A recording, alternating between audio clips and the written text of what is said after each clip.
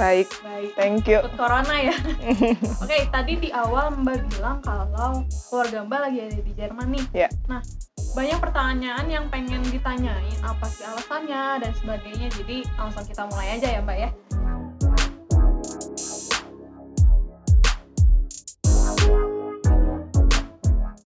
Yang pertama nih, apa sih alasan Mbak sehingga akhirnya suami sama anak Mbak itu dibawa ke Jerman? Oke, ini bukan keputusan yang gampang buat saya untuk bisa mengungsikan mereka ke Jerman. Setelah kita berembuk dan mempertimbangkan banyak hal, terutama faktor ekonomi yang akan ada di Indonesia atas dampak COVID-19 ini. Jadi akhirnya saya dan suami mempertimbangkan untuk dua orang itu berada di sana lebih baik. Dan saya di sini untuk karyawan saya. Jadi merasa lebih aman lah ya, Ya. ditaruh di sana. Ya. Tapi kan Sansa ini anak satu-satunya nih Mbak. Apakah Mbak sebegitu percayanya dan ya udahlah nggak apa-apa anak saya sendiri di sana, toh ada suami saya atau gimana? Kenapa Mbak bisa sampai ya udah nggak apa-apa dia di sana aja tanpa ada saya? Anak saya ini kan cuma satu-satunya, jadi makanya lebih simpel untuk saya untuk membawa dia ke sana. Karena di sana juga ada omahnya, di saat sekarang lagi musim liburan juga, dia nggak banyak ngapa-ngapain di sini. Dan omahnya juga lagi liburan, kebetulan omahnya seorang guru. Jadi saya pikir dua-duanya bisa main bareng, karena mereka juga Sansa salah satu cucu satu-satunya perempuan gitu. Jadi udah ditunggu banget, karena tadinya omahnya mau datang ke Indonesia, tapi karena COVID-19 ini penerbangannya di-cancel. Dan setelah kita cek penerbangannya masih ada untuk Indonesia ke Jerman, akhirnya kita memutuskan Sansa ke sana karena lebih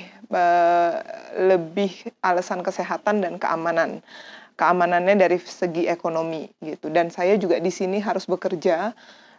Suami saya juga harus bekerja dan suami saya lebih bekerja banyakan online, jadi dia bisa dari manapun dan saya harus ada di sini. Balik lagi adalah tanggung jawab saya ke karyawan saya gitu. Kenapa Mbak bisa berpikir kalau Jerman itu lebih baik di keadaannya daripada Indonesia? Padahal kan sama-sama kena COVID-19 juga nih. Betul. Di Jerman. Untuk informasi sedikitnya, nominal Jerman saat ini adalah hampir lebih dari 1.000. Ya, lebih banyak yang diinformasikan sama pemerintahnya. Cuman yang meninggal di sana nominalnya lebih sedikit dari Indonesia. Dari Indonesia yang diumumkan Indonesia COVID itu sampai per hari ini 400 sekian. Di Jerman itu 1.000, tapi so far penanggulangannya di sana rumah sakit sudah siap, ekonomi juga kuat. Terus udah gitu obat-obatan juga ditunjang di sana lebih teknologinya lebih maju.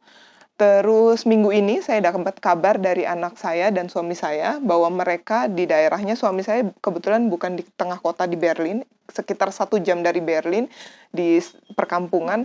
Nah, minggu ini di perkampungan di sana itu akan ada tes COVID-19. Nah, mereka akan dites semuanya gitu dan mereka tuh sudah melakukan distance antara yang lebih berumur. Oke, jadi sudah peraturan-peraturannya sudah ketat lah ya kalau di Jerman itu. Preparasinya sudah lebih jauh, lebih awal. Kira-kira nih Bu, sampai kapan sih anak dan suami Ibu bakal ada diem di Jerman? Sedih ya untuk menjawab itu, karena saya sendiri, saya biasa meninggalkan anak sebenarnya untuk meeting keluar kota sekitar 3 atau maksimum 4 hari saya meninggalkan anak untuk meeting keluar kota dalam sebulan atau 2 bulan sekali saya pasti keluar kota. Tapi di sisi lain, di sekarang ini tidak tahu untuk waktu yang kapan. Sedangkan pemerintah Indonesia sendiri lagi memperketat kedatangan orang asing. Dengan adanya perketat kedatangan orang asing itu, jadi mungkin untuk waktu yang tidak ditentukan, tapi kemungkinan sampai Mei. Akhir Mei mungkin lah ya? Mungkin Mei itu di awal saya yang terbang ke sana, atau mereka yang ke sini. Ada nggak sih Bu yang pengen Ibu sampaikan nih ke mereka karena saking kangennya atau apa gitu? I miss you guys. Ya, gue udah nyampein ini setiap hari, kita video call, komunikasi terus-terusan. Terus kita udah, maksudnya ini, situasi ini nggak mudah buat saya. Saya biasa meninggalkan anak untuk meeting, tapi di situasi ini saya sendiri merasa tercekam. Karena beda Karena berbeda. Saya sendiri merasa tercekam, saya nggak kemana-mana selain kantor dan rumah, dan mereka sendiri, ruang gerak mereka sendiri nggak kemana-mana selain di sekitar rumah, omahnya, omah anak saya.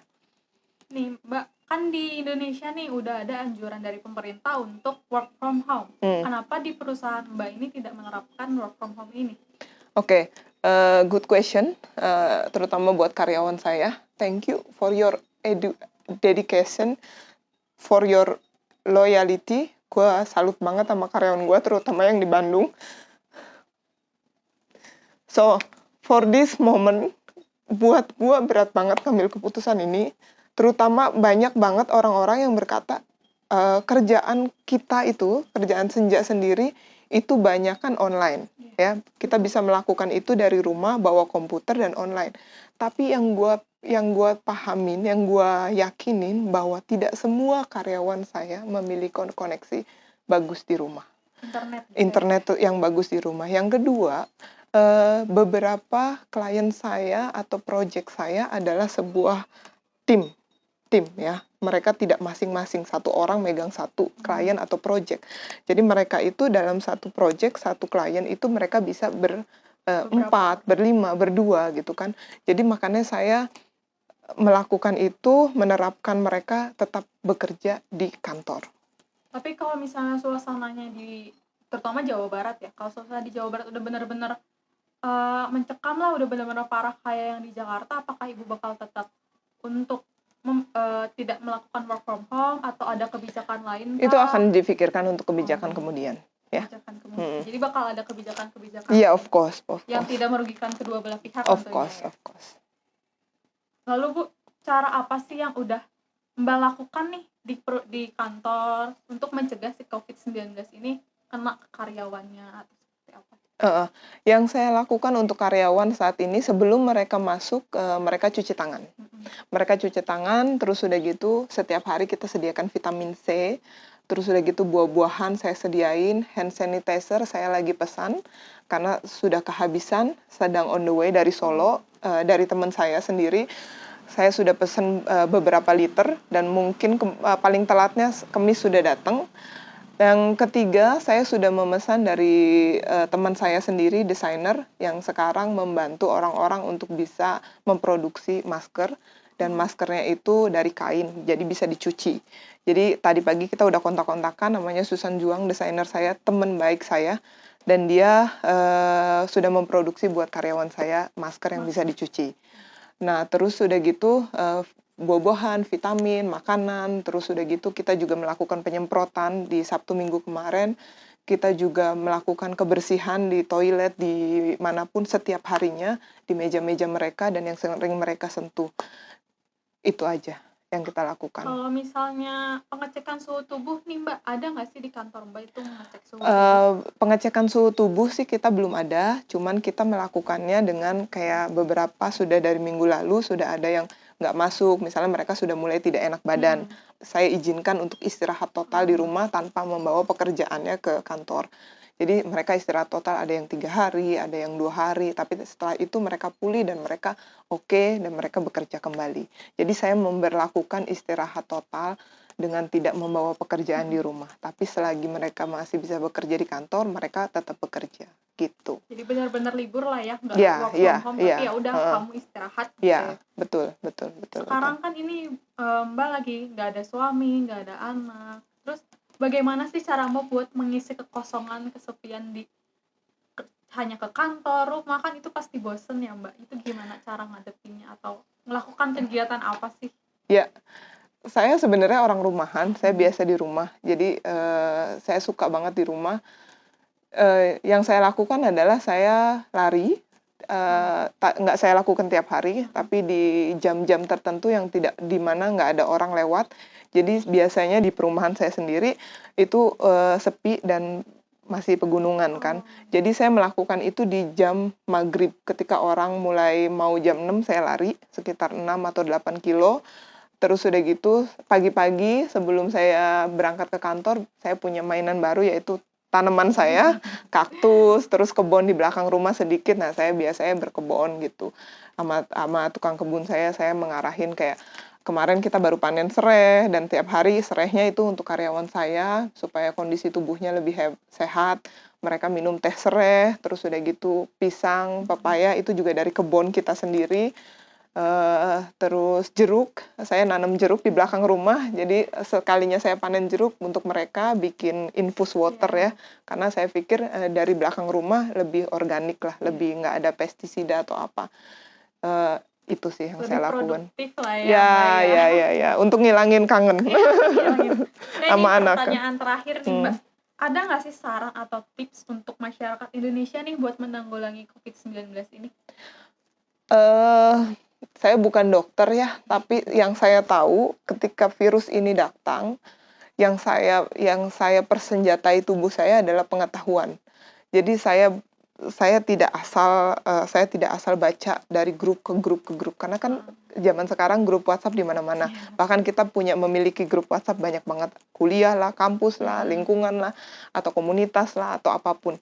Jadi saya tidak melihat dari grup ke grup, tapi saya lebih membaca akurat dari Kompas, dari beberapa influencer kayak Deddy Kobuser, beberapa dokter juga yang saya lihat, dan saya mempersenjatai diri saya dengan pengetahuan. Apa sih COVID itu, bagaimana, dan siapa yang diserang, menanggulanginya, obatnya, apa yang harus kita lakukan, tahapnya seperti apa, makanannya seperti apa, asumsi gizi apa yang kita lakukan, vitamin apa yang baik untuk imun sistem kita. Nah, itu yang saya lakukan dan saya terapkan dalam diri saya untuk mempersenjatai COVID. Nah, setelah diri saya tahu, baru saya bisa akan sharing ke karyawan saya. Karena saya merasa untuk saat ini bukan hanya karyawan saya yang dalam tekanan bahwa wah yang lain udah kerja dari rumah, saya masih tetap kerja, tapi mereka juga butuh dukungan saya, di mana saya juga harus berada di barisan paling depan di antara mereka, supaya mereka juga merasa kuat dan bersama-sama dengan saya. Tuh. Mungkin segitu aja ya, Mbak, masih pertanyaannya. Terima kasih untuk segala jawabannya. Oke. Mungkin udah segitu aja pertanyaan dari saya. Ini adalah sedikit jawaban tentang banyaknya pertanyaan kepada saya. Kenapa sih anaknya harus dibawa ke Jerman? Bukannya lebih parah dan bla bla seperti yang Maria tanyakan. Tapi saya balik lagi, saya mau mengkonfirmasi ini adalah keputusan yang sangat berat buat saya dan suami saya dan anak saya. Tapi kita punya ketakutan, kita punya alasan, kita punya prioritas yang harus kita lakukan dalam kondisi seperti ini. Tentunya kalian juga memiliki keputusan decide untuk family kalian, buat keluarga kalian, dan buat pekerjaan kalian dalam kondisi ekonomi yang menurut saya Indonesia semakin mudah-mudahan tidak semakin terpuruk ya untuk kedepannya dan semakin siap.